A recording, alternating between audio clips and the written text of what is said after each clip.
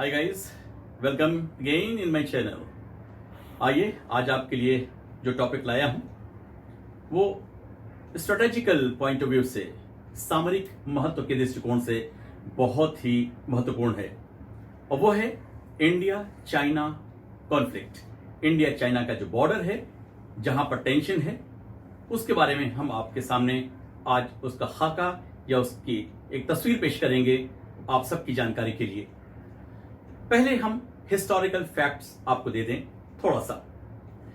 India और China, India हमारे China जो नॉर्थ में है हमारे, लेकिन नॉर्थ में वेस्ट से ईस्ट तक करीब करीब 3488 किलोमीटर लंबी इसकी बाउंड्री बनती है।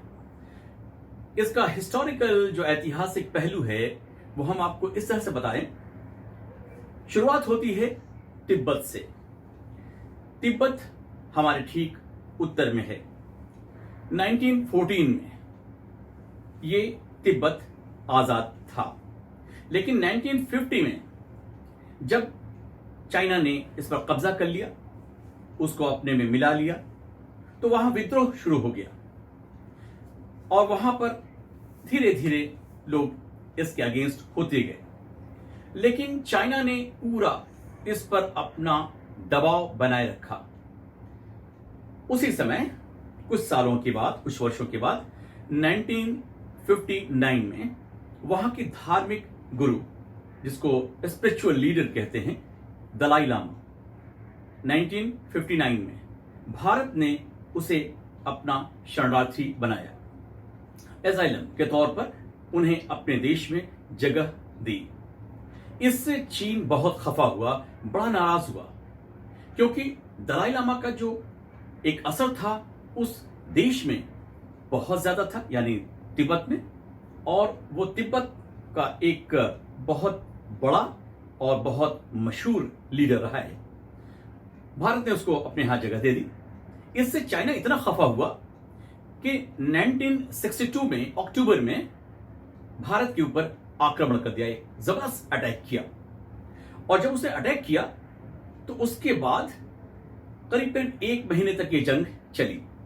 नवंबर में सीज फायर हुआ और उस सीज फायर के अंदर युद्ध विराम, उस युद्ध विराम में चाइना ने भारत के कुछ जो क्षेत्र हैं उस पर कब्जा कर लिया, जिसमें खासतौर से चुशूल या तवांग का इलाका शामिल है। लेकिन आप अब इस हिस्टोरिकल पहलू में एक जो बहुत महत्वपूर्ण चीज है कि भारत और चाइना के बीच में जो हमने बताया था कि 3488 किलोमीटर की जो बाउंड्री है, उसमें 3000 किलोमीटर पर अब भी लाइन ऑफ एक्चुअल कंट्रोल बिल्कुल नहीं है। कभी इनकी सेनाएं कुछ आगे बढ़ती हैं, कभी भारत की सेनाएं कुछ आगे बढ़ती हैं। लेकिन इसी बीच में इसको हम अगर थोड़ा इसका ज्योग्राफिकल फैक्ट या ज्योग्राफिकल तरह से कहते हैं, इसका जो सेक्टर वाइज हम बांट लें इसको, उस फैक्ट को देखें, उस पहलू को देखें, तो हम भौगोलिक थोड़ा इस पर विवरण प्रस्तुत करने जा रहे हैं आपके लिए खास तौर से। इसको 3 भागों में हम बांट सकते हैं। अगर आप नक्शे के ऊपर देखें यहां पर, तो पूरे चाइना का बॉर्डर जो शुरू होता है इस जम्मू कश्मीर से शुरू होकर के एकदम आप देखिए भूटान से होते हुए और भारत के अरुणाचल प्रदेश की तरफ चला जाता है। इनको हम 3 सेक्टर में बांटते हैं। पहला सेक्टर जिसमें जम्मू और कश्मीर का हिस्सा है, सेकंड उत्तरांचल और हिमाचल प्रदेश उसका हिस्सा है, और तीसरा लास्ट में यानी पूर्वी हिस्सा, ईस्टर्न का भाग, वो अरुणाचल प्रदेश का हिस्सा होता है। डियर स्टूडेंट्स, माय व्यूअर्स, आपको सुनकर यह ताज्जुब होगा कि हमारा जो देश है ना, इन कठिन परिस्थितियों में कैसे मुकाबला कर रहा है, फौजें कैसे वहां पर इकट्ठा हैं। लेकिन आप देखिए इसमें एक सबसे महत्वपूर्ण और बहुत ही एक शानदार खूबसूरत सी झील पेंगोंग एक पेंगोंग झील है। आप मैं चाहूंगा कि इस नक्शे पर आप देखें पेंगोंग झील, बड़ी ही सुंदर, बहुत खूबसूरत, उसके चारों तरफ पहाड़ियां हैं, और लेकिन इसका पानी या जल थोड़ा खारा है, लेकिन वंडरफुली मैं आपको ये बताऊं कि जाड़े के दिनों में ये जम जाती है, उसके ऊपर की परत जम जाती है, जो भारत के जो उस जगह से यानी आप सी लेवल से करीब करीब 4500 मीटर की ऊंचाई पर स्थित है।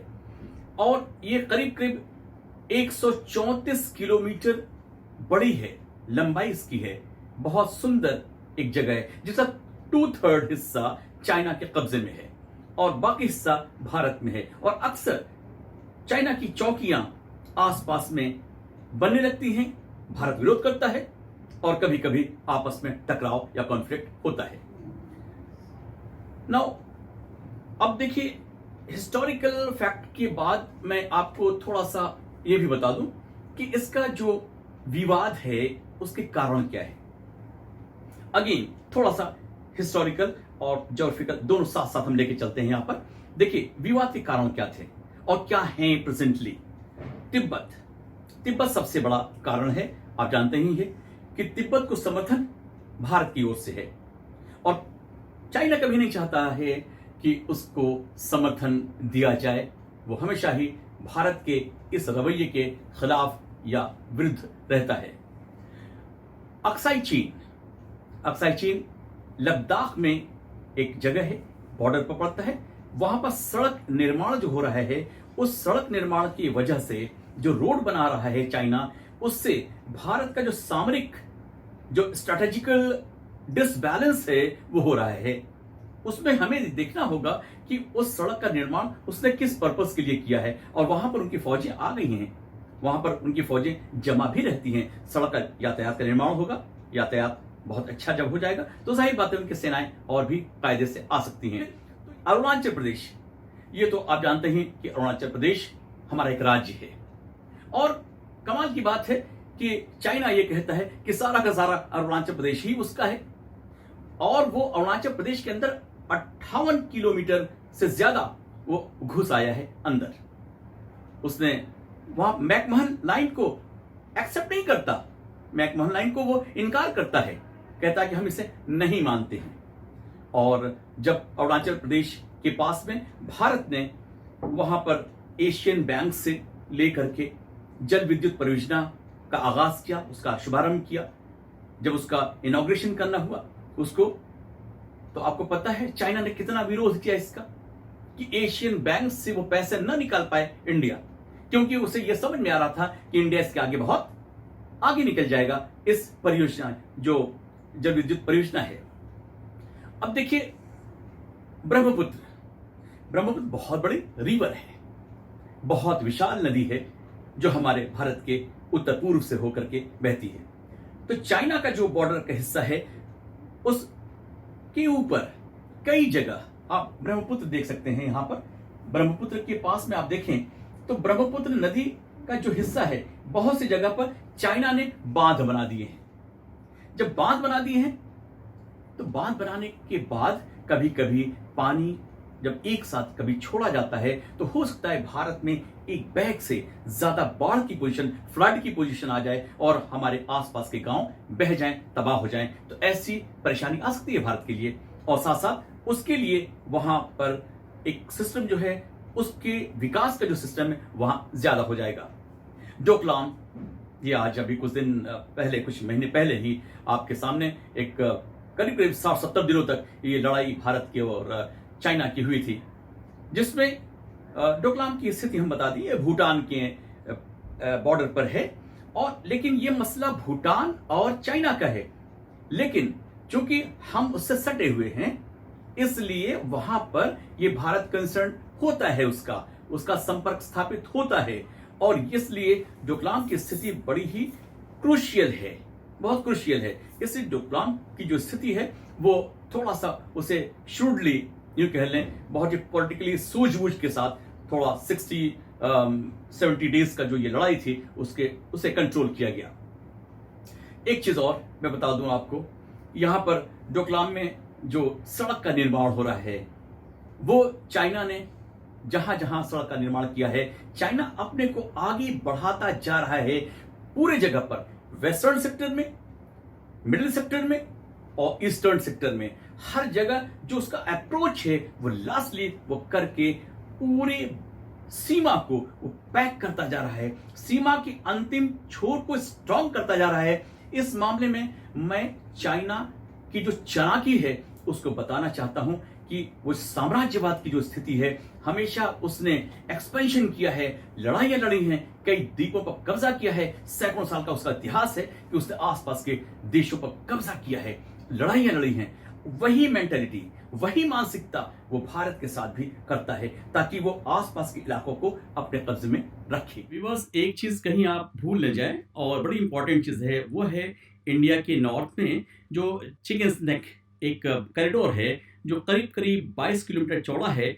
अगर चाइना उससे नेपाल का सहयोग ले ले और उस रास्ते को बंद कर दे तो इंडिया में हम नॉर्थ ईस्ट से यानी उत्तर पूर्व से कट जाएंगे। सारे पहाड़ी क्षेत्र हैं, सारे राज्य हमारे नॉर्थ ईस्ट में हैं, उससे हम कट जाएंगे। इसलिए चिकन नेक कॉरिडोर को हमको ध्यान देना होगा। जो 22 किलोमीटर चौड़ा है वो सिलीगुड़ी के ही पास में बॉर्डर पर बनता है।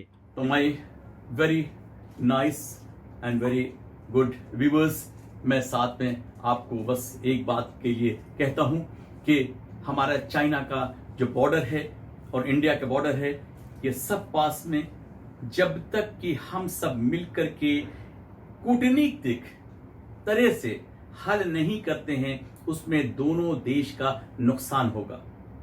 आप देखिए, अंत में जाते जाते आपसे मैं ये कह दूं कि इस वक्त यूएसए का यानी ट्रंप का जो इंटरेस्ट लेना इंडिया के फेवर में चाइना के लिए बहुत खतरा बनता जा रहा है और उसके लिए एक चिंता का कारण भी है।